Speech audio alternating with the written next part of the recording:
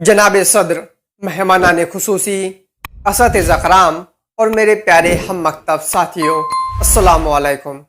मैं सोच रहा हूँ कि आज अलविदाई तकरीब के मौके पर क्या कहूँ और किस तरह कहूँ। मुझ में जुर्अत इजहार है न इजहार शौक का सलीका, और फिर शौक व गम के मिले जुले जज्बात को अल्फाज के आईने में उतारना तो यूं भी इंतहाई दुश्वार हुआ करता है। दोस्तों, आज की ये तकरीब हमारे लिए बतौर रुखसती मुनअक़द की गई है। हम तुलबा व तालिबात हमारी दर्सगाह से जमात दहम तक इल्म हासिल करके एक दूसरे से जुदा हो रहे हैं। इसका हमें बहुत गम हो रहा है, लेकिन गम के साथ साथ खुशी भी हासिल हो रही है। हमारे असातिज़ा की मेहनत और रहनुमाई ने हमें कुंदन बना दिया। इन सब का एहसान अजीम हमारे लिए काबिल एहतराम है। ये तकाजा है हर जमाने का, इल्म घर घर बहुत जरूरी है।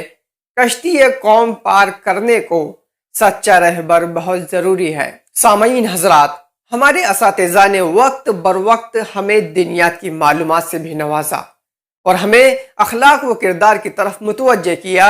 यही वजह थी कि हम सब अपनी क्लास में भाई बहनों की तरह साथ रहकर पढ़ाई करते रहे।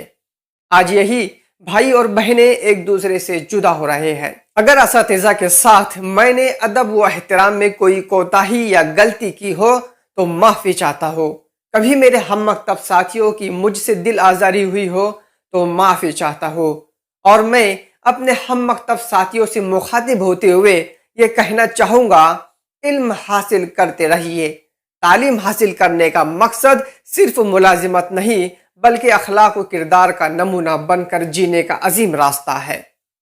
दहम जमात की कामयाबी के बाद आला से आला तालीम हासिल करने का मिजाज बनाए और अपने हौसलों को बुलंद रखिए। और आखिर में इस शेर के साथ मैं अपनी बात को मुकम्मल करना चाहूँगा।